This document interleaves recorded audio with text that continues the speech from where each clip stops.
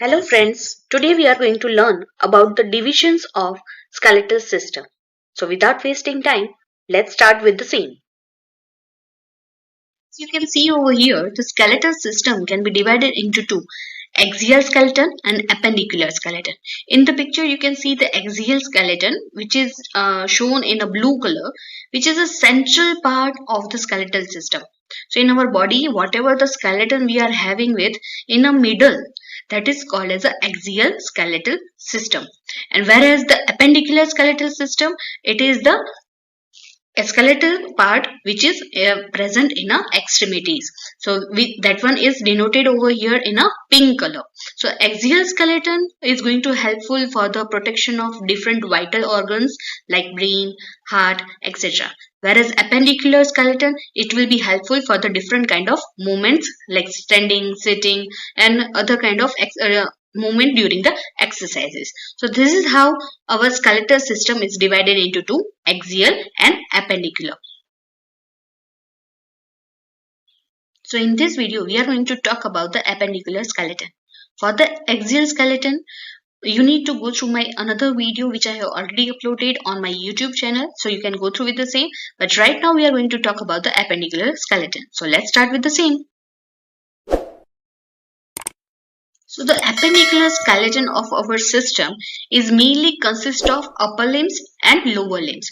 Upper limbs means our arms, whereas lower limbs means our legs. So upper limbs meant for handling different objects, performing different works as well as some movements, whereas lower limbs are helpful for the locomotion, maintain our posture as well as giving the stability to our trunk.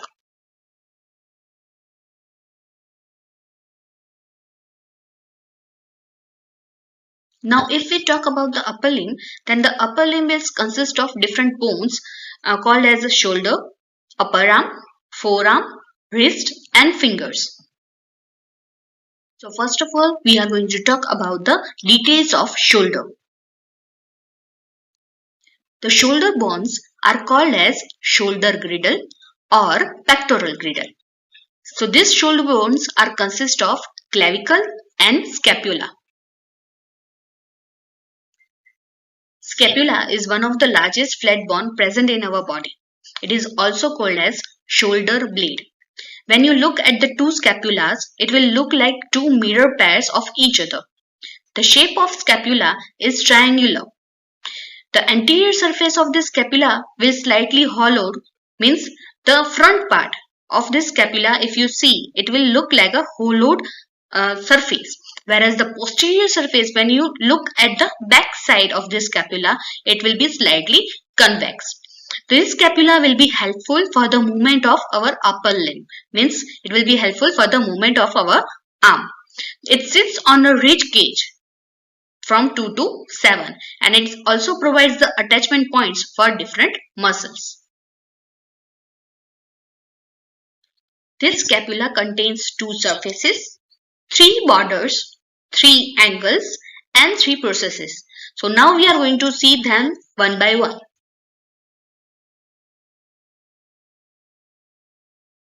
So let's start with the surfaces of the scapula.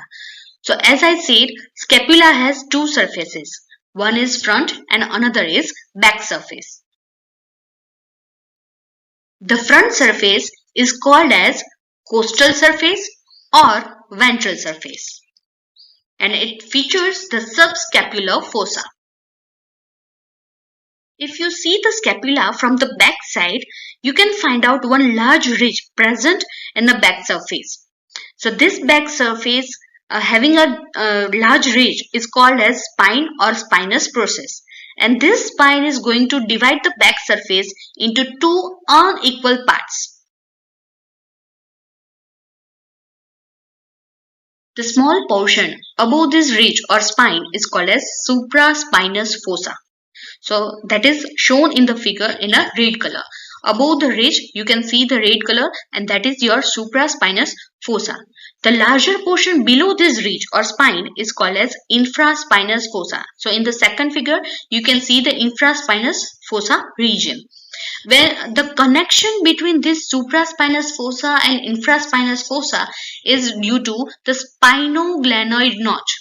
It is due to spinoglenoid notch. And from this notch, different arteries and nerves are going to pass and they are going to do their work over this particular scapula.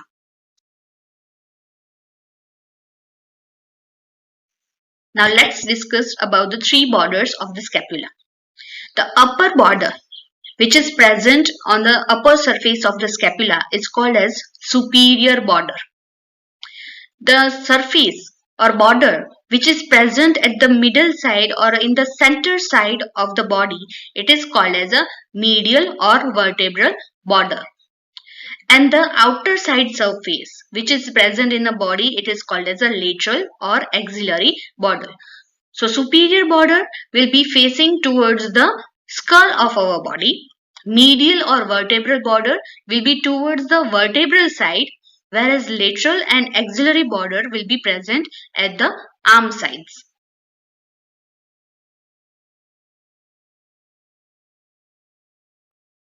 Now let's talk about the three angles of scapula.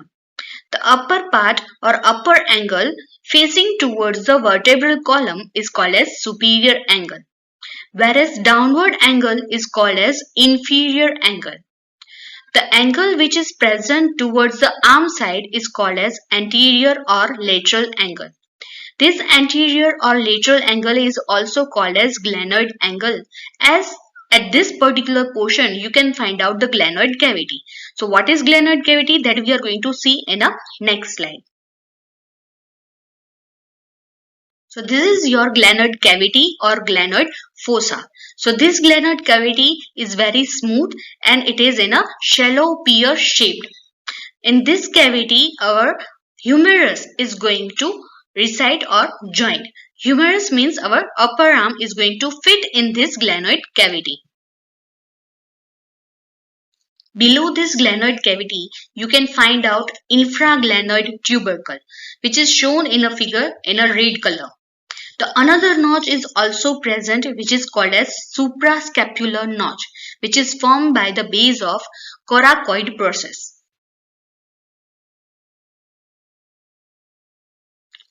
So as discussed previously, there are three processes in the scapula. First one is acromion. It is shown in the figure yellow in color. Second one is coracoid process, that is shown in a blue color. While third one is spine of scapula. So that is shown in a orange color.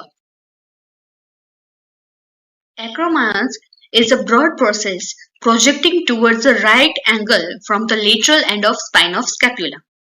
Whereas the coracoid process is having a shape like a hook. So it is having a hook-like shape. So that you can see in the picture.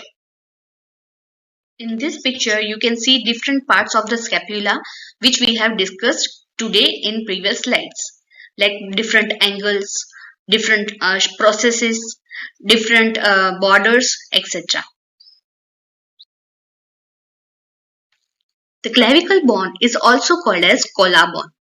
It is a long bone which do not contain any marrow cavity in it.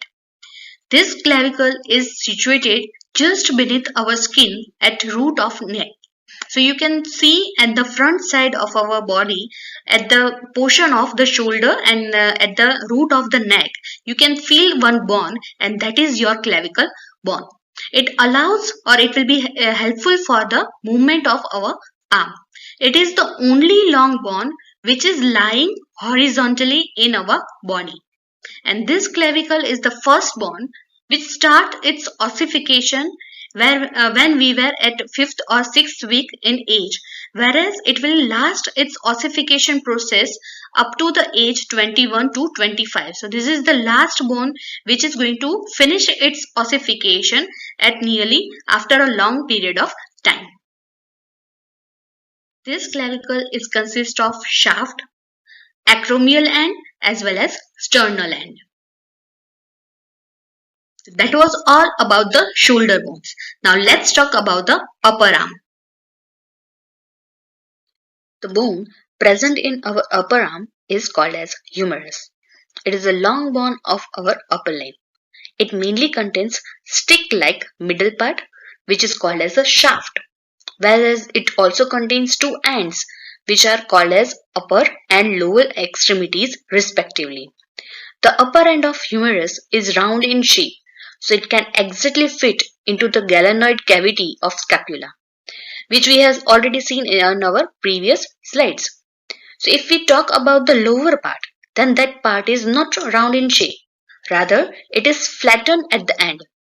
Furthermore, later part of our upper extremity contains greater tuberosity, whereas in front it has lesser tuberosity. In this picture, you can see both the tubercle, greater tubercle and lesser tubercle.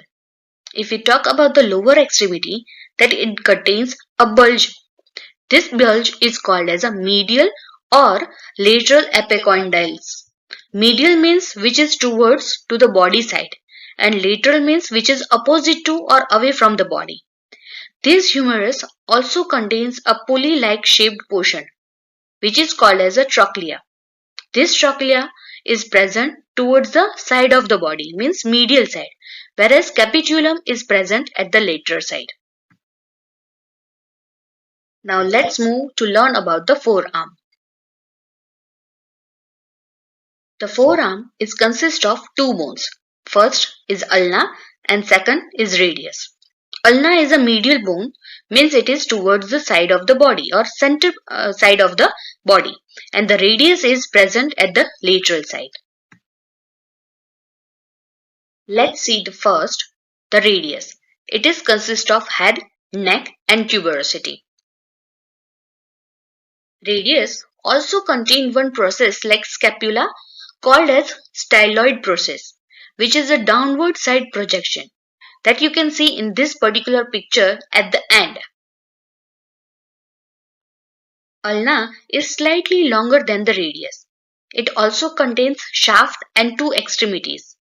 At the upper end, C-shaped cavity is present, which is called as trochlear notch. Adjacent to this notch, two processes are present, namely olecranon process and coronoid process. If you see the shape of ulna, then it becomes thin as it passes downwards, but at the lower end it gets expanded and it forms a head-like structure at the end. Same like radius, ulna also contains styloid process at the lower end. The last part of upper limb is wrist and hand. Our wrist contains 8 carpal bones. These bones are arranged in 2 rows. They are called as proximal and distal rows respectively. Each of these rows contains 4 bones. The bones of wrist are irregular in shape and they articulate, means move with each other. After wrist, there comes a palm portion. A palm of our hand contains bones named as metacarpals. These are the long bones with base, shaft and head. After metacarpals, phalanges are present. Phalanges are the bones of our fingers. Each fingers have 3 phalanges named as proximal, middle and distal phalanges. But one should remember that our thumb has only 2 phalanges.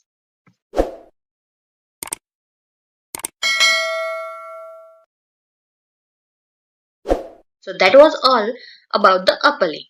Now let's talk about the lower limb.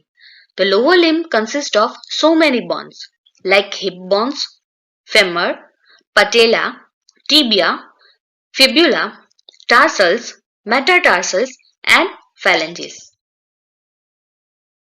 Let's start with the hip bones. So hip bone is consist of ilium, ischium and pubis. All the 3 are visible in a given picture. You can see the upper broader portion is ilium. Lower part contains ischium and in a front part pubis bone is visible. There is one deep cavity present in between ischium and ilium, which is called as acetabulum. In this cavity only your thigh bone is going to get fit. When 2 hip bones unite together with sacrum and coccyx of vertebral column, they are going to form a pelvis region of our body. This pelvis is very much helpful to support various organs of abdomen like urinary bladder, rectum, uterus, etc. If we talk about the male and female pelvis, they are having some difference in shape, size as well as angle. Female pelvis is wider and shallower. Female sacrum is shorter and wider, whereas male pelvis is not that much wider. Even the pubic arch forms an obtuse angle in female. Obtuse means more than 90-degree angle, whereas it is having an acute angle in male. Acute angle means less than 90 degree. Furthermore, muscle attachment is more deeper in males than the females. So these are some of the differences in between the male and female pelvis. That was all about the hip bone. Now let's talk about the femur, or you can say thigh bone. This thigh bone is similar to humerus of upper limb. It is the longest and strongest bone of our body. The upper part of femur is round in shape that fits in acetabulum cavity of the hip bone. If we talk about the knee portion of our legs, then it contains a bone called as patella or kneecap. This patella lies in front of the knee joint as shown in the picture. After the knees, there comes tibia and fibula. Tibia is called as a skin bone, whereas fibula is called as a splint bone.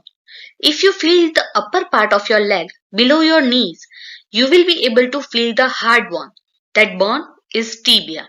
As the bone is near to the skin, it is called as a skin bone. Tibia and fibula of legs are similar to radius and ulna of arms. But tibia is the strongest bone of our body, same like femur. If we talk about the fibula, well, then it is attached to tibia at both the ends.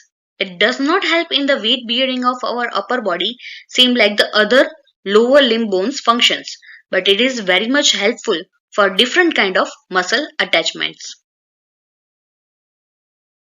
The last bones in our lower limbs are tarsals, means ankle bones, metatarsals, which are also known as instep bones, and phalanges, bones of toes.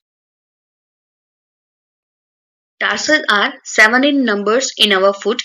They are also present in 2 rows. They mainly help to bear the weight of our body. Whereas metatarsal is consist of 5 bones followed by 14 phalanges. 12 phalanges for 4 toes and 2 for great toe in each foot. So that was all about the appendicular skeleton. Hope you understand the same. Don't forget to subscribe my channel to get the latest update of my upcoming videos. Thank you.